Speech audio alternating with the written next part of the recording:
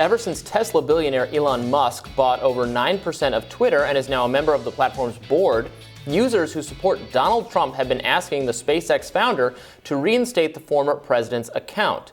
As everyone probably knows, Trump was banned from Twitter in 2020 due to the risk of further incitement of violence. Twitter referenced the events of January 6th and several of Trump's tweets that referred to the 2020 election as illegitimate. For the record, it was not. We have to say that. Thank you, YouTube. I mean, we believe it, but we also have to say it. The FBI has contracts for 5,000 licenses to use BobbleX, a software made by Bobble Street that lets users search social media sites within a geographic area and use other parameters. Social media users seem to foreshadow the January 6th attack on the U.S. Capitol, and the FBI apparently missed it, despite it being absolutely everywhere for weeks. Now the agency is doubling down on its efforts to surveil users, raising alarms for privacy advocates. Here with us to discuss the latest on the fallout of January 6th is Ankush Khardori. He is a contributing writer for New York Magazine's Intelligence site and contributing editor at Politico Magazine. Welcome. Hi, thanks for having me. And yes, so you didn't really need any sophisticated surveillance to know that January 6th was going to be a massive demonstration. I mean, the way you organize tens of thousands of people to come somewhere is you publicly broadcast that you're doing so, which the organizers did. So why do they think given the powers that they already had, basically the powers of sight, and they were unable to see it coming, that new powers are going to somehow change the calculus? Look, I think you're exactly right about the information that appears to have been available. Unfortunately, the FBI has never really provided an account of how they missed this. I think, looking for new powers is always, kind of a reaction to a significant political kind of national security event, as I think the FBI sort of considers it reasonably. And this trend, it's something that's historically happened pretty much every time something like, a very consequential sort of act of, demonstration or violence occurs. Look, maybe they think that it'll allow them to do better, although I would just like to know why they didn't catch it the first time around, which I think should be the first order of business. I mean, the first trial in the January 6th prosecutions was a guy whose son had provided a tip to the FBI on Christmas Eve, and the FBI didn't even follow up on it until after the riot at the Capitol had occurred. So I think there's a lot of, frankly, questions about the FBI's own conduct that I'd like to see answered before they go around, gathering all sorts of additional information, which, while it may be legal, justifiably raises a lot of concerns among privacy advocates and I imagine among many users of these platforms. Yeah, that's a great point. People hear all the time we're supposed to, if you see something, say something. Then you find out, like in a lot of these cases, I think Parkland being a very famous one, the Marjorie Stoneman Douglas school shooting.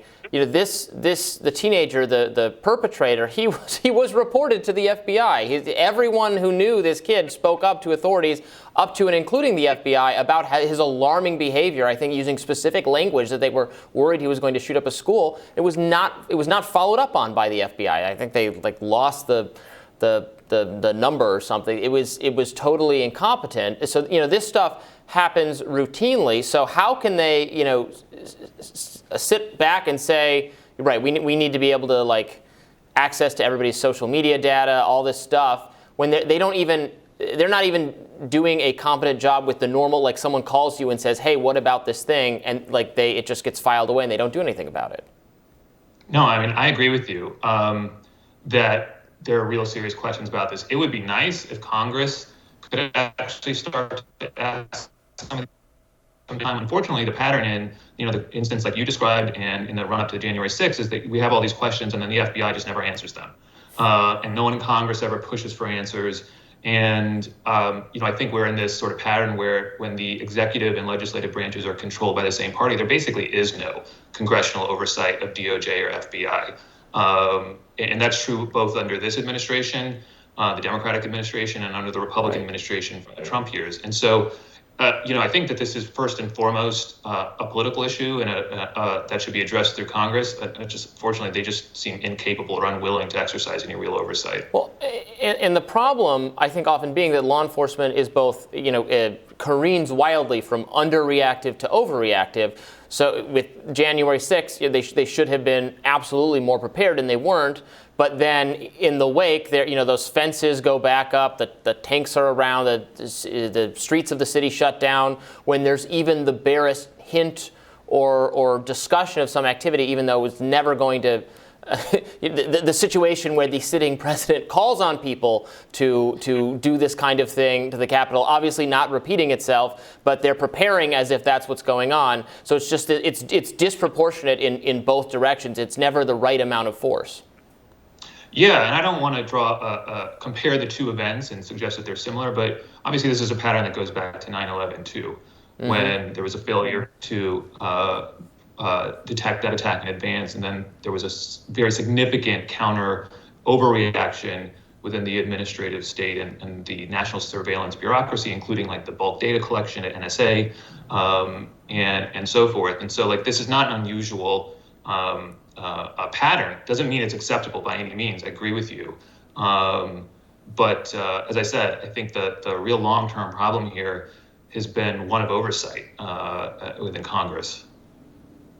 And since you've been following these prosecutions so closely, so to pivot just a little bit, what is the status so far of how the kind of case against the people that kind of invaded the Capitol, but also what's your guess as to how high this will end up going?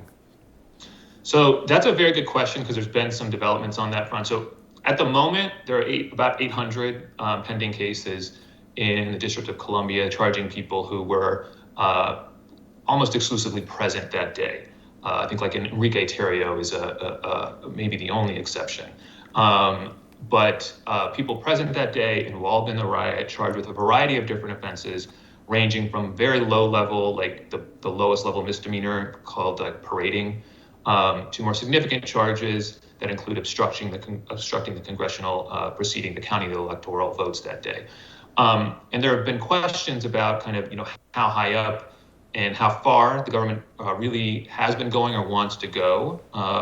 More recently, there's been reporting from the New York Times, I think actually just today or yesterday, about a subpoena that they obtained, a new subpoena that suggests that the government is now trying to reach further into the sort of orbit of the funders, organizers, people like Amy Kramer, and potentially even government officials in the White House or in Congress who were involved with like planning the riots. So that's been kind of the sort of strategic approach that the Justice Department has adopted, kind of working its way up, if you will. That's a debatable approach. It's not necessarily the only approach they needed to adopt, or not necessarily even the correct one. But descriptively, that's kind of what's happening. Well, Ankush Khardori, thank you so much for joining us. Thanks for having me. Stick around for more Rising right after this.